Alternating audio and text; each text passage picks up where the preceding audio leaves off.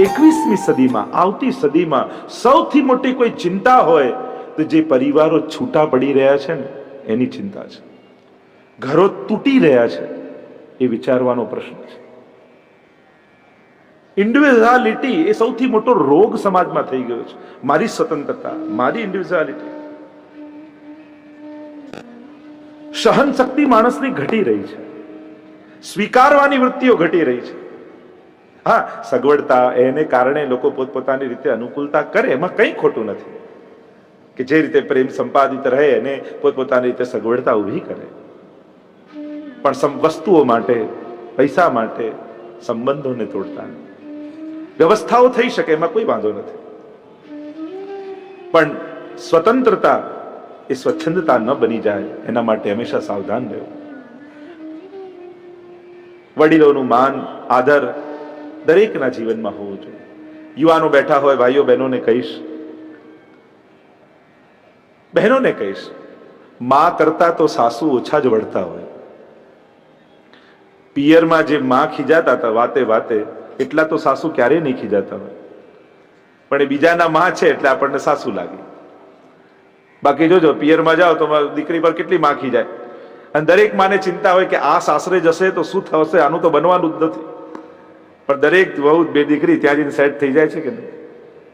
બાકી માને તો એમ જ લાગે કે આનું તો નહીં જ ચાલે. માં હંમેશા ટોકતી રહેતી હોય. જોજો, તમે કમ્પેર કરશો ને તો માં જ વધારે વળતી હોય, પણ એ આપણી છે એટલે માં છે એટલે વાંધો નહીં. એ બીજાની હોય એટલે મૂળ વાત સ્વીકારવાની વાત. દરેક સંબંધોમાં એવું છે. સ્વીકારતા શીખો ને, અપનાવતા શીખો.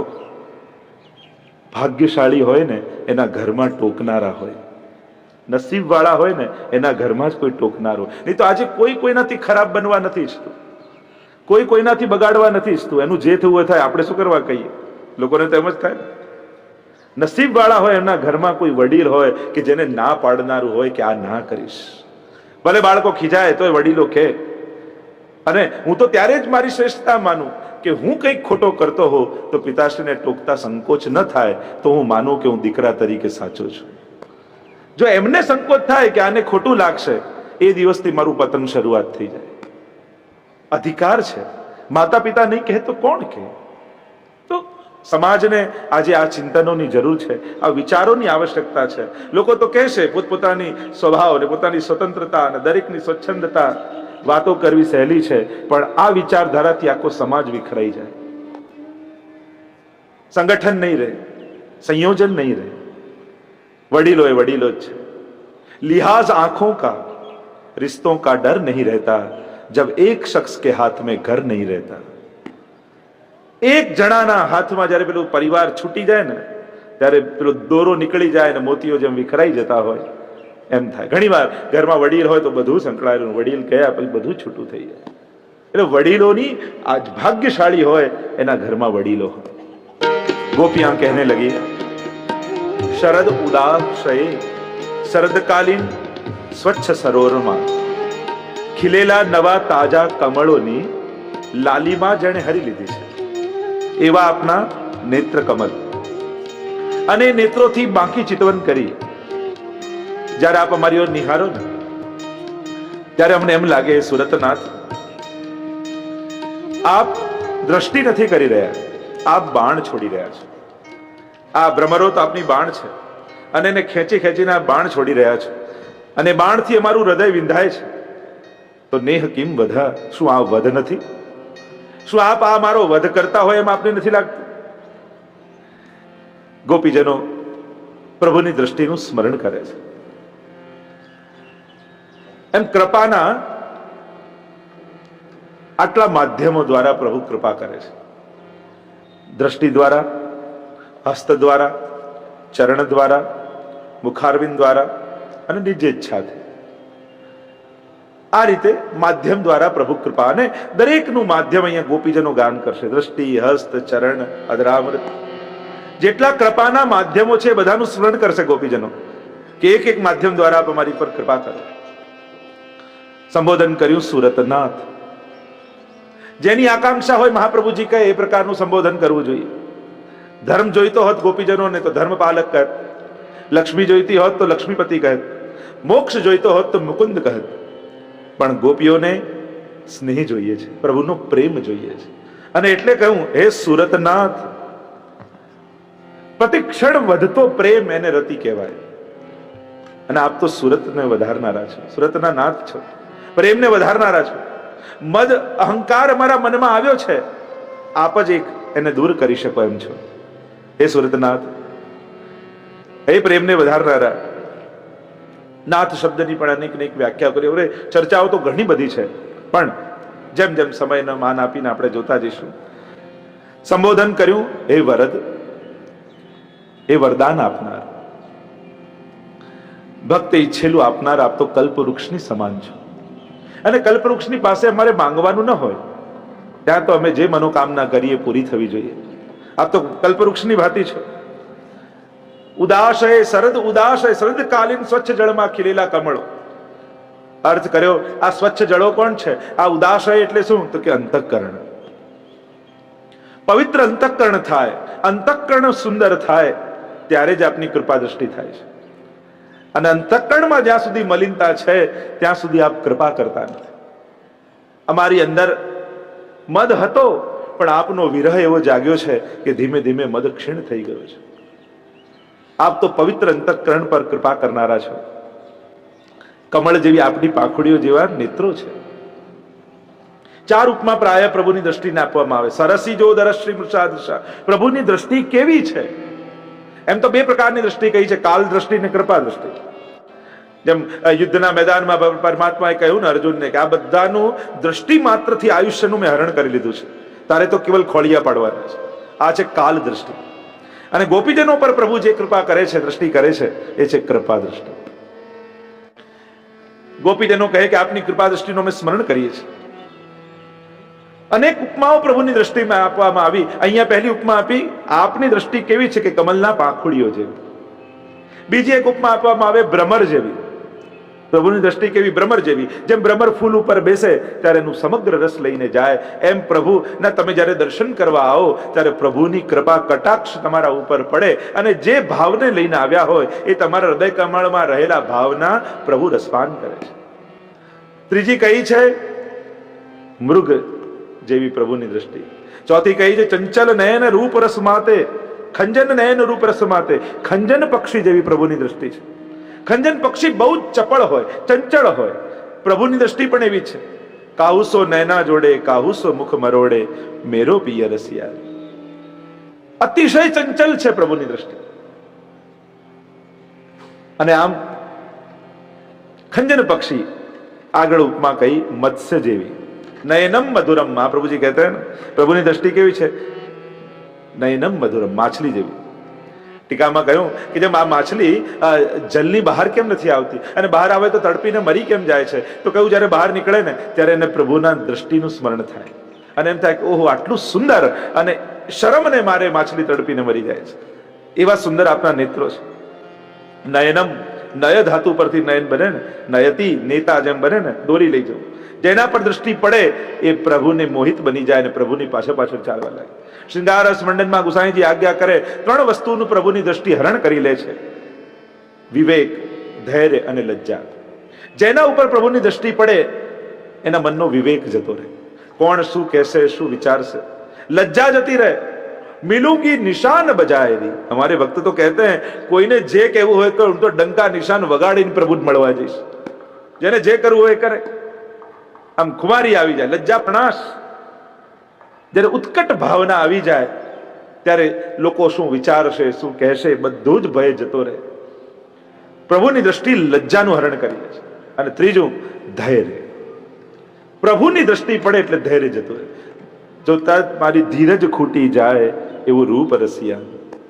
ધૈર્ય જતું રહે. ઉત્કટતા આવી જાય, ચપલતા આવી જાય, અધીરતા પ્રગટ થઈ જાય. ક્યારે પ્રભુને મળવું એવી ઉત્કટતા આવી જાય. પ્રભુની દ્રષ્ટિ કમળ જેવી. કમળમાં ત્રણ ગુણ હોય: કોમલ હોય, શીતલ હોય અને સુંદર હોય. પ્રભુની દ્રષ્ટિ કોમલ છે, કઠોર નથી. અને એટલે જ પુષ્ટિ માર્ગમાં તો વિશેષતા રૂપે તમે જુઓ તો આમ સામે આંખો કાઢીને ઠાકોરજી નથી ઉભા. જેમ દેવતાઓની દ્રષ્ટિને જોઈએ તો આમ આખા ખુલેલા નેત્રો હોય. પુષ્ટિ માર્ગમાં તો કટાક્ષ નેત્રો છે. વક્રલોચન પ્રાંત પાછા વાળ, થોડા ઢળેલા નેત્રો છે, કોમળતા છે પ્રભુની દ્રષ્ટિમાં, કઠોરતા નથી. પુષ્ટિમાર્ગી જેટલા પણ સ્વરૂપોને તમે જોશો તો પ્રભુની દ્રષ્ટિમાં નાજુકતા લાગશે, કોમળતા લાગશે. કમળની જેમ કોમલ, શીતલ છે. કમળ જેમ શીતલ હોય એમ પ્રભુની દ્રષ્ટિ શીતલતા પ્રદાન કરનારી છે. સંસારના તાપોમાંથી તપીને આવેલો જીવ જ્યારે પ્રભુની સન્મુખ ઉભો રહે અને એમ લાગે કે પ્રભુ કૃપા દ્રષ્ટિ કરે છે, જન્મ જન્માંતરના તાપ ટળી જાય. અને ત્રીજું સુંદર છે, પ્રભુની દ્રષ્ટિ સુંદર છે. યુગલ ગીતની તો કથામાં આવશે કે પ્રભુ વેણુનાદ કરતા હોય ને ત્યારે પણ કઈ બાજુ દ્રષ્ટિ કરે છે એના પરથી ખબર પડે કે કોના માટે વેણુનાદ કરી રહ્યા છે. કેવલ વેણુનાદ કરે એટલે બધાને સંભળાય એમ નથી. એ સમયે પ્રભુની દ્રષ્ટિ ક્યાં છે એ સમજવું, એ જોવાનું. જ્યારે પણ ઠાડું વેણુનાદ કરતું સ્વરૂપ તમે ઠાકોરજીનું જુઓ ને ત્યારે જોજો કઈ બાજુ મુખારબિંદ ઢળેલું છે. તો વામ બાહુ ડાબા ખભા પર ડાબો ગાલ ઝુકાવે છે. અને મહાપ્રભુજી 5 પ્રકારે વેણુનાદ સમજાવે છે. જમણી તરફ દ્રષ્ટિ કરી, ડાબી તરફ દ્રષ્ટિ કરી, ઉપર તરફ દ્રષ્ટિ કરી, નીચે તરફ દ્રષ્ટિ કરી, સામે દ્રષ્ટિ કરી. હવે એનું ચિંતન તો યુગલ ગીત સમય કરીશું, કોના માટે ક્યાં કરે. મૂળ વાત, વેણુનાદ કરતી સમય પ્રભુની દ્રષ્ટિ ક્યાં છે, બહુ મહત્વની. પ્રભુ જલ્દી કોઈને દ્રષ્ટિ નથી આપતા. એક વસ્તુ યાદ રાખજો, જલ્દી કોઈને નજર નથી આપતા. દર્શન આપે પણ દ્રષ્ટિ ના આપે. દર્શન એને જ કહેવાય ને કે પ્રભુની નજર બધેથી હટી અને આપણામાં લાગી જાય. એ દિવસે માનજો કે આજે દર્શન થયા. એવા ભાવથી એને જુઓ કે એ બીજે ન જોઈ શકે. કોઈ ટગર ટગર આપણને જોતું હોય તો આપણું ધ્યાન બીજે જાય, ફરી ફરીને વાંકા થઈ થઈને એને તો આપણું ધ્યાન તો ત્યાં જ રહે કે જુએ છે, જુએ છે, જુએ છે. એમ પ્રભુને એવા તાકી તાકીને જુઓ કે એનું એ મનથી ધ્યાન તો ત્યાં જ રહે કે પેલો જુએ છે, પેલો જુએ છે, પેલો જુએ છે. પ્રભુનું ધ્યાન આપણી તરફ જ લાગેલું. વાર્તા સાહિત્યમાં પ્રસંગ આવે છે ને 252 ની વાર્તામાં, પેલા પૂર્વથી સ્ત્રી પુરુષને આવ્યા અને શ્રીનાથજી બાબાના દર્શન કરવા માટે આવ્યા ને એટલી બધી ભીડ કે ઊંચા થઈ તેને દર્શન કરે પણ ભીડમાં દર્શન થતા નથી. એ સ્ત્રીને એવો તાપ થયો કે આટલી દૂરથી હું શ્રીજીના દર્શન કરવા આવી અને હે પ્રભુ શું આપના દર્શન મને નહીં થાય. એવો તાપ ઉટકટ થયો કે શ્રીનાથજીથી સહન ન થયું. અને ઇતિહાસ એમ કહે છે કે ભીડમાં શ્રીનાથજીએ પોતે છલાંગ લગાવી દીધી અને એનો હાથ પકડી સદેહને નિત્ય લીલાધામમાં લઈ ગયા. આને કહેવાય દર્શન, કે ઠાકોરજી એ ન રહી શકે. એ પણ ભીડમાં કૂદકો લગાવીને હાથ પકડીને ખેંચી જાય. ચૌડાની વાર્તામાં આવે છે ને રોજ દર્શન કરવા જાય. એક દિવસ એવું થયું કે રાજભોગના કિવાડ બંધ થઈ ગયા, મોડા પડી ગયા. એવો તાપ થયો, નિજ મંદિરની પાછળ ઉભા રહીને માથું પછાડવા લાગ્યા. એ શ્રીનાથજી બાબા આજે કયો અપરાધ થયો કે આપના દર્શન નહીં થાય. એટલો તાપ થયો કે શ્રીજીથી સહન ન થયો અને ખંડપાટ પર છડી પડી હોય ને ઉપાડી દિવાલ પર ખોદી બખોલું કર્યું અને ત્યાંથી શ્રીનાથજી એને દર્શન આપ્યા. પ્રભુને તત્પરતા થઈ જાય દર્શન આપવાની, એને કહેવાય દર્શન. એમ તો 3 પ્રકારના દર્શન કહી શકાય, આદિ ભૌતિક, આધ્યાત્મિક અને આદિ દૈવિક. કેવલ આંખો જુએ એ ભૌતિક દર્શન. આંખોની સાથે બુદ્ધિ એનું મહાત્મ જ્ઞાન કરીને મહાત્મ જ્ઞાન રૂપ દર્શન કરે સ્વરૂપના, એ આધ્યાત્મિક દર્શન. અને મહાત્મ જ્ઞાન સાથે હૃદય રસરૂપ લીલાના દર્શન કરે. જે મનોરથ થતો હોય એની ભાવના પ્રગટ થાય હૃદયમાં અને એ લીલા થતી દેખાય ત્યારે માનવું આધિ દૈવિક દર્શન થાય. अक्षण बताम फल इदम न परम बदाम. जो वेणु गीत में गोपीजनों ने कहा यही तो नेत्रों का फल है. आज नेत्रों सफल थया लागे तो प्रभुनी दृष्टि कमल सी अखियां लाल तिहारी 300 तक तक तीर चलावत बैंधत छतिया हमारी. कहो कि प्रभुनी दृष्टिમાં 4 अमृत છે. મંદ હાસ્યામૃત, કોટી લાવણ્યામૃત, આરુણ્યામૃત અને ચાંચલ્યામૃત. આ 4 અમૃત પ્રભુની દ્રષ્ટિમાં બિરાજે છે. 4 રંગ છે ને, શ્યામ, પીત, શ્વેત અને લાલ. આ 4 રંગ પ્રભુની દ્રષ્ટિમાં છે. હોરીખેલમાં 4 રંગો જ હોય છે ને, ચોવા, ચંદન, અબીર અને ગુલાલ. 4 રંગ જ. એ જ ગુંજામાળામાં 4 રંગ હોય છે. તમે જો લાલ ટપકું હોય, શ્યામ હોય, શ્વેત હોય, પીળો દોરો હોય, એ 4 રંગ. 4 યુથ ભિન્ન ભિન્ન ભાવનાથી પ્રભુની દ્રષ્ટિમાં બિરાજે છે. 4 રૂયુથનો રંગ છે ને, આ 4 અમૃતનો રંગ છે. 4 પ્રકારના અમૃત પ્રભુની દ્રષ્ટિમાં છે અને પ્રભુ જેના ઉપર દ્રષ્ટિ કરે એને 4 અમૃતનું દાન ઠાકોરજી કરે છે. અને એટલે જ ગોપીજનો ગાન કરતા કહે સુરતનાથ તે અશુલ્ક દાસિકા. 2 અર્થ કર્યા, એક શુલ્ક દાસિકા, બીજો અશુલ્ક દાસિકા. અમે શુલ્ક દાસના માટે વેચાઈ જવા તૈયાર છે અને એક અશુલ્ક દાસિકા કહું અમારી કોઈ કિંમત નથી.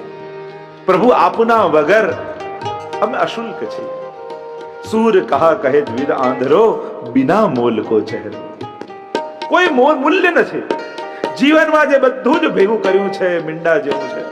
કેટલાય મીંડાઓ ભેગા કરીએ, એકડો પરમાત્મા છે. એ આગળ લગાડ્યો તો દરેક મીંડાની કિંમત છે, અને એકડો હટી ગયો તો વત્તાકાર કરો, ગુણાકાર કરો, ગમે તે કરો, ઝીરો નું ઝીરો રહે છે. જીવનનું આ જ ગણિત છે. બધું જ મેળવ્યું પણ પ્રભુને જો ભૂલી ગયા તો આ બધું મીંડા જેવું છે. અને પ્રભુ આગળ રહ્યા તો દરેક મીંડાની કિંમત છે. પેલું કહે ને કે પેલું બારાત નીકળતી હતી, 1000 ઘોડા હાથી 1000 લોકોને લઈને નીકળ્યા, ઉતાવળમાં વરરાજાને જ લેવાનું ભૂલી ગયા. આપણી બારાત આવી જ નીકળે છે. ઉતાવળમાં છેલ્લી ઘડીએ યાદ આવે, અરે વરરાજા તો ભૂલાઈ ગયા, પ્રભુ ભૂલાઈ ગયા જીવનમાં. બાકી બધું આવ્યું, પણ જો પ્રભુ છૂટી ગયા તો જીવનમાં પાછો ધક્કો. એટલે પુનરપી જનનમ પુનરપી મરણમ પુનરપી જનની જઠરે સાયન, બિના મોલ કો ચહેરો. અમારી કોઈ કિંમત નથી પ્રભુ, આપ છો તો બધું જ છે. એમ કહેતા ગોપીઓ આગળ ગાન કરતા કહે, પ્રભુ ક્યાંથી આપે અમારી રક્ષા કરી. વિષ જલાપયાદ વ્યાલ રાક્ષસાદ વર્ષ મારુતાદ.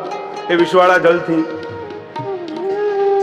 એ વ્યાલથી, સર્પથી, વર્ષા પવનથી, વૃષમયાત્મજા વિશ્વતો ભયાત, એ વૃષદાનવથી આપે ક્યાંથી અમને બચાવ્યા છે. એ ઋષભ, આપ તો ઋષભ છો, ધર્મરૂપ છો, શ્રેષ્ઠ છો. રક્ષા કરવી આપનો ધર્મ છે. તો હવે મારવા કેમ બેઠા છો? જો મારવા જ હતા તો એ જ સમય અસુરોના હાથે મરી દેવા જેવા હતા. અમને ત્યારે બચાવ્યા, અને હવે પોતાના હાથે મારવા બેઠા છો. રક્ષિતામહ, અમારું રક્ષણ કરો. અમારા પ્રાણ આપ છો, અને આપ છો તો અમે છીએ. આપને કારણે અમે પ્રાણોને ધારણ કરેલા છે. અને આપ જો પ્રગટ નહીં થાવ, અને અમને જે ઘડીએ એમ લાગશે કે અમારો દેહ હવે આપની સેવાને લાયક નથી, હવે આપને અમે સુખ આપી શકીએ એમ નથી, હવે આપને અમારી આવશ્યકતા નથી, એ જ ક્ષણે અમે પ્રાણોના ત્યાગ કરી દઈશું. જે ઘડી અમને અહેસાસ થશે, પ્રભુ પ્રગટ થઈને એકવાર કહી જાઓ કે હવે મને તમારી જરૂર નથી, એ જ ક્ષણે અમારા પ્રાણો પડી જશે, ઉડી જશે. પણ પ્રભુ આપે બચાવ્યા છે તો કંઈક ઉદ્દેશ્ય છે. આપના માટે બચાવ્યા છે, આપના માટે અમને રાખ્યા છે. અને જો આપના માટે રાખ્યા છે તો પ્રગટ થાઓ પ્રભુ, કૃપા કરો, દર્શન આપો. એમ કહેતા ગોપીઓ આગળ ગાન કરતા બોલે, પ્રભુ અમે આપને જાણીએ છીએ. આ નિર્ગુણ ગોપી છે, મહાત્મ જ્ઞાન છે. ન ખલુ ગોપિકા નંદનો ભવાન. આપ કેવલ નંદ યશોદાજીના જ પુત્ર નથી, આપ કેવલ યશોદાજીના જ પુત્ર હોય એમ નથી. અખિલ દેહી નામ અંતરાત્મા, સમસ્ત દેહધારીઓના અંતરદ્રષ્ટા છે. વિખન સાર્થિતો વિશ્વગુપ્તયે. વિખનસ એટલે વેદને ખોદનારા બ્રહ્માજી, જેમણે વેદને ખોદ્યું એ બ્રહ્માજી. વિખનસ એમનો પણ મત છે. વૈખાનસ મત એ બ્રહ્માજીનો મત છે. આજે પણ જગન્નાથપુરીમાં વૈખાનસ મતથી સેવા થાય જગન્નાથ પ્રભુની. એટલે દંત ધાવન રાખવામાં આવે, આખું વૈખાનસ મતથી એમની પૂજા થાય, સેવા થાય છે. વિખન સાર્થિતો વિશ્વગુપ્તએ, આ બ્રહ્માજીની વિનંતીથી. સખ હે સખા ઉદયવાન સાત્વતામ કુલે. આપ સાધવત કુળમાં વિશ્વગુપ્તએ ગુપુ રક્ષણે ધાતુ, આ વિશ્વની રક્ષા માટે આપ સાત્વત કુળમાં બ્રહ્માજીની વિનંતીથી પ્રગટ થયા છે. અમે આપને ઓળખીએ છીએ. સંબોધન કર્યું સખા. સમાનશીલ વ્યસનેષુ સખ્યમ. નાથે કહેશે અને સખાએ કયા છે. દરેક ભાવો ગોપીજનો અહીંયા પ્રગટ કર્યા છે ગોપી ગીતમાં. મા બાપ પાસે એક કુદરતી તમારા મિત્રોને ઓળખવાની શક્તિ આપમેળે આવી જતી હોય છે. જો આ એક નેચરલ પ્રોસેસ. મિત્રોને આપણે નથી ઓળખી શકતા, પણ ભગવાન માતા પિતાને આપણા મિત્રોમાંથી કયો સારો છે ને કયો ખરાબ છે એ મા બાપને ઓળખવાની શક્તિ પરમાત્મા આપતો હોય છે. એટલે એ જેને કહે ને કે આ બરાબર નથી, જો તમે જ અનુભવ કરશો, થોડા દિવસોમાં એના તરફથી કંઈક પ્રોબ્લેમ આવશે. મા બાપમાં સ્વતઃ એક મિત્રોને ઓળખવાની શક્તિ આવી જતી હોય છે. અને એટલે જીવનના આવા પ્રસંગોમાં માતા પિતાની સલાહ તો પાપાન નિવાર્યતિ, પાપ કરતા રોકે. ગોપીજનો કહે અમારી અંદર મદ આવ્યો, પાપ આવ્યો, ખબર છે અમને, પણ આપ મિત્ર છો તો આપે જ રોકવા જોઈએ, આપે જ સમજાવવા જોઈએ. આ રીતે સજા સીધી આપો એ કેમ ચાલે? એકવાર જઈને સમજાવે તમને કે આ તમે ઠીક નથી કરતા તો અમે માની જા. પાપ યોજ્યતે હિતાય, બીજું લક્ષણ આપ, જે સારા કાર્યમાં જોડે એ મિત્ર. રાસમાં જોડાવા માટે આપની પાસે આવ્યા છે અને મિત્ર છો તો આપે જોડવા જોઈએ. આ રીતે અંતર ધ્યાન થઈ ગયા. અમે આપને શોધીએ છીએ, આવ્યા છીએ રાસનું સુખ લેવા અને આપે રાસમાં અમને અમારો ગ્રહણ કરવું જોઈએ. એની જગ્યાએ આપ તો વિરહ આપી રહ્યા છો. ગુહ્યમ ચ ગુહતિ, ગુપ્ત વાતને જે ઢાંકે એ મિત્ર. પ્રભુ આમ આખી દુનિયામાં પ્રગટ ન કરાય આપણો પ્રેમ. અમે આ રીતે વનમાં ફરતા ફરતા આપના ગીતો ગાઈએ અને આપને શું ખબર, જ્યારે વર્ષો વીતશે ને આ કથાઓ બધી ગાશે ત્યારે હજારો લોકો આપણા ગીતો ગાવાના છે. ગુપ્ત વાતને તો ઢાંકી રાખવી જોઈએ, આમ જગતમાં પ્રગટ કરાય. ગુણાન પ્રગટી કરોતી, આગળનું લક્ષણ આપે છે, ગુણોને પ્રગટાવે મિત્ર સખા. આપે અમારી અંદર દીનતા પ્રગટાવવાની, પ્રેમ પ્રગટાવવાનો, ભાવ પ્રગટાવવાનો. સખા છો આપ, આપની ફરજ છે. આપે આ ભાવની અભિવૃદ્ધિ કરવી જોઈએ. પાપ આવ્યું છે તો એને દૂર કરી અને ગુણોનો વિકાસ કરવો જોઈએ. ગુણાન પ્રગટ આપદ ગતમ ન જહાતી, આગળનું લક્ષણ મિત્રનું આપ્યું કે દુઃખના સમયે, વિપત્તિના સમયે જે છોડીને ન જાય એ મિત્ર. આપ સખા છો અમારા. અને જીવનની સૌથી મોટી વિપત્તિ હમણાં આવી છે કે જ્યારે આપ દૂર થયા છો. આનાથી મોટી કોઈ અમારા જીવનમાં બીજી કોઈ વિપત્તિ નથી કે જેને સર્વસ્વ માન્યા હોય અને એ સર્વસ્વ જ્યારે મૂકીને જતા હોય ત્યારે જે તાપ એક ભક્તના હૃદયમાં પ્રકટ થાય, આનાથી મોટી વિપત્તિ ક્યારે આવવાની. અને આપ સખા છો તો આવા સમયે તો આપે અમને સાથ આપવો જોઈએ, છોડીને ન જવાય. દદાતી કાલે, આગળનું લક્ષણ આપે, સમય આવે ત્યારે જરૂરી વસ્તુ આપે એને મિત્ર કહેવાય. અમારે આપની પાસે કાંઈ નથી જોઈતું, અમારે તો આપની જરૂર છે. અને એવા સમયે આપ અંતર ધ્યાન થઈ ગયા. આપ તો અમારા સખા છો. મિત્ર ધર્મને નિભાવો, પ્રગટ થાઓ ને અમને પ્રાપ્ત થાઓ. આમ સખા સંબોધન કરીને મિત્રના બધા જ લક્ષણો પ્રભુ પાસે આચ્યા. આ પ્રગટ થયા છો. ત્રણ સ્વરૂપ પ્રભુના કયા, ત્રણેય સ્વરૂપને યાદ કર્યા છે, ત્રણેય લીલાઓ.